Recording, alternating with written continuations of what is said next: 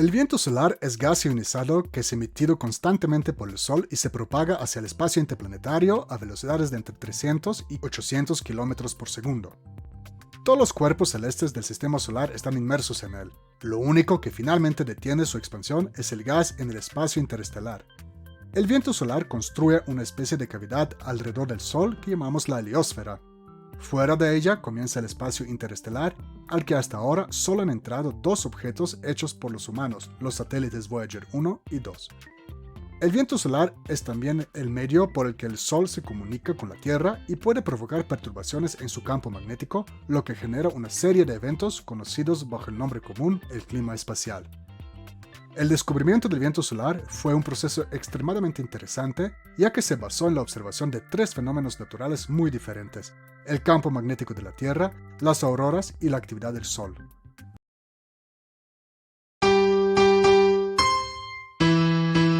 Blog solar. La conexión entre estos tres fenómenos fue establecida por astrónomos y geofísicos en el siglo XIX y la primera mitad del siglo XX. El camino hacia el descubrimiento del viento solar fue largo. Un fenómeno que sabemos hoy en día que está asociado con él son las luces polares, también conocidas como auroras. El primero en especular sobre su origen fue Aristóteles, quien pensaba que se trataba de llamas que ardían en el cielo. René Descartes propuso que las auroras ocurren debido a la luz del Sol o la Luna que se refleja en los cristales de hielo de la atmósfera. Pierre Gassendi ya sabía que la misma aurora boreal se puede observar desde diferentes lugares muy distantes de la Tierra, lo que significa que esos fenómenos ocurren muy alto en la atmósfera terrestre. Mucho más tarde, el astrónomo francés Jean-Jacques Dortier de Marianne, quien midió la altura de la aurora boreal en 1726, llegó a una conclusión similar. En 1790, Henry Cavendish estimó esta altura en entre 80 y 120 kilómetros, y más tarde el científico noruego Karl Strömer, uno de los primeros en utilizar la fotografía en su trabajo, realizó mediciones más precisas. Con el paso del tiempo, los descubrimientos siguieron llegando cada vez más rápido. El capitán James Cook fue el primero en reportar las auroras australes en el hemisferio sur en 1773.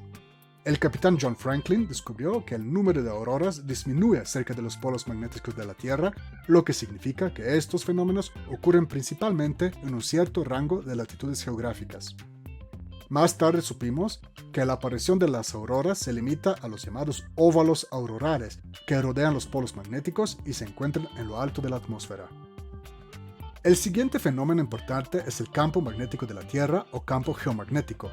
Los antiguos chinos fueron los primeros en utilizar este campo para la navegación, según el enciclopedista chino Shen Hua. El primer europeo que escribió sobre la brújula fue Alexander Neckam de Saint-Alban en 1187. En 1576, Robert Norman descubrió que el campo geomagnético tiene una componente vertical. Más tarde, William Gilbert ya estaba haciendo experimentos con un modelo de la Tierra al que llamó Terrela, demostrando que la Tierra se comporta como un imán gigante. En 1722, George Graham fabricó la primera brújula de alta sensibilidad y descubrió que el campo magnético terrestre no es constante, sino que su magnitud y dirección fluctúan en diferentes escalas de tiempo. El primero en sugerir que podría haber una conexión entre las auroras y el campo geomagnético fue el astrónomo inglés Edmund Halley, quien observó una aurora sobre Londres el 16 de marzo de 1716 y descubrió que los haces que la componían convergían en la dirección hacia la Tierra, al igual que las líneas del campo geomagnético. Esto fue confirmado en 1770 por el científico sueco Johan Wilke. En 1722, George Graham observó las oscilaciones de la aguja de la brújula que luego encontró relacionadas con la aurora boreal reportada en 1747 por Andrés Celsius, más conocido por el público en general por la escala de temperatura, y su estudiante Olaf Hjorter. Celsius y Graham descubrieron que los días con actividad geomagnética, el nombre dado a las fluctuaciones magnéticas, en Londres también eran días en los que se observaban fluctuaciones similares en Uppsala. Esto significa que la actividad geomagnética estuvo presente simultáneamente en áreas muy distantes de la Tierra. Esto nos lleva al último fenómeno, la actividad del Sol, cuyo indicador más antiguo son las manchas solares que aparecen en su superficie. Estas fueron descubiertas por Galileo Galilei, quien fue el primero en observarlas con un telescopio. Galileo observó que la posición de las manchas solares cambia ligeramente todos los días, lo que correctamente atribuyó a la rotación de nuestra estrella. Las primeras observaciones más sistemáticas de las manchas solares se realizaron en el Observatorio de Zúrich, Suiza. Más tarde, Samuel Heinrich Schwabe se basó en estos datos cuando en 1844 descubrió el ciclo de la actividad solar de 11 años. Sin embargo, la verdadera naturaleza de las manchas solares siguió siendo un misterio.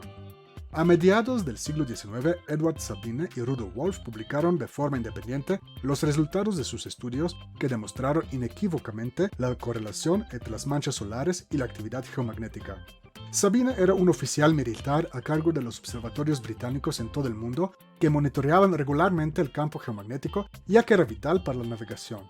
Wolf, por otro lado, era el director del Observatorio de Zúrich, lo que le dio acceso a la serie más larga de datos sobre la aparición de manchas solares. Por supuesto, inmediatamente surgió la pregunta sobre cómo es posible que exista una relación entre las manchas solares y el campo geomagnético.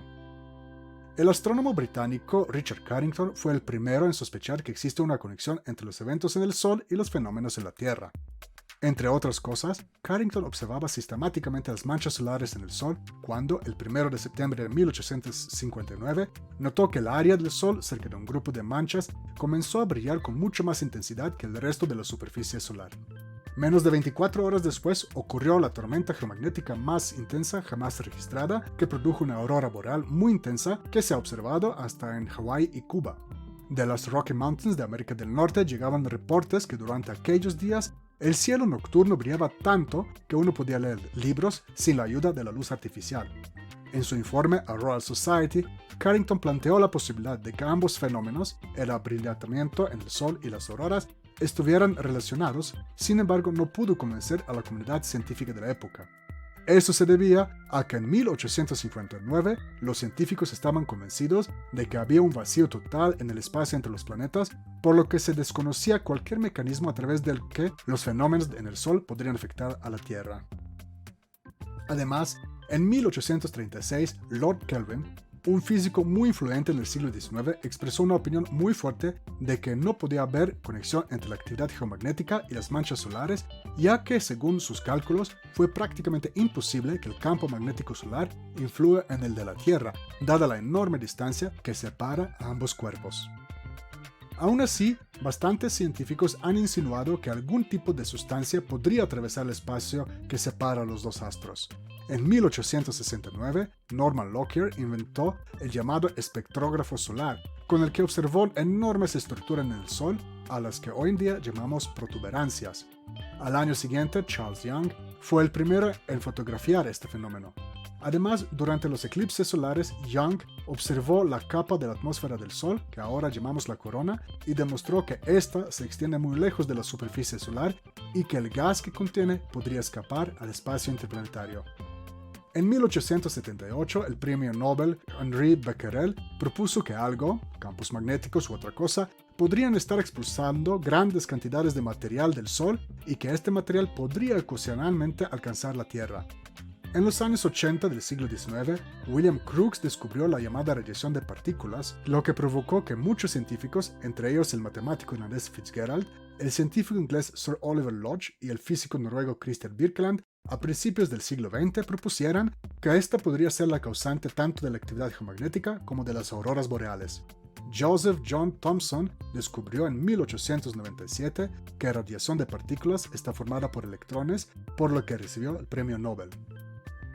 En 1901, después de que el inventor italiano Guglielmo Marconi exitosamente envió el primer mensaje de radio a través del Atlántico, con el que él también se ganó el premio Nobel, los físicos inglés Olivier Heaviside e irlandés Arthur Kennelly propusieron la existencia de una capa ionizada en la atmósfera alta que refleja las ondas de radio de Marconi.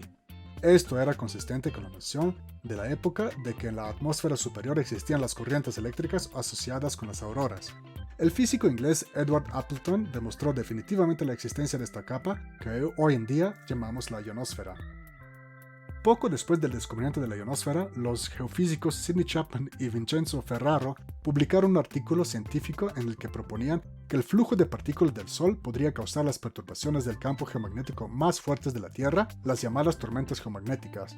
20 años más tarde, el astrónomo alemán Ludwig Biermann notó que las colas gaseosas de los cometas siempre apuntan en una dirección opuesta al Sol, independientemente de en qué parte de su órbita se encuentran estos cometas. Biermann propuso que esta es la consecuencia del gas que fluye continuamente del Sol hacia el espacio interplanetario, empujando la cola gaseosa de los cometas en la dirección de su viaje. En los años 50 del siglo XX, Eugene Parker hizo un modelo matemático del viento solar que se expande continuamente del Sol hacia afuera.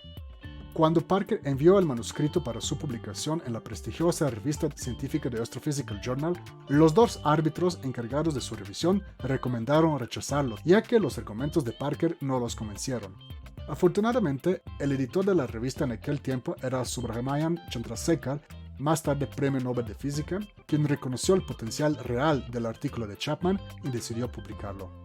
La confirmación experimental definitiva de la existencia del viento solar llegó un poco más tarde, al comienzo de la era espacial. Las primeras mediciones de la densidad del viento solar fueron realizadas en 1959 por la sonda soviética Luna 1.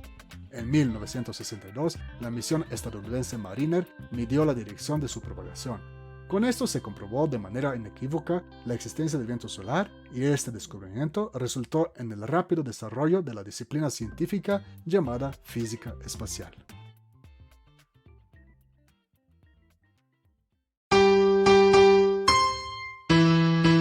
Blog solar.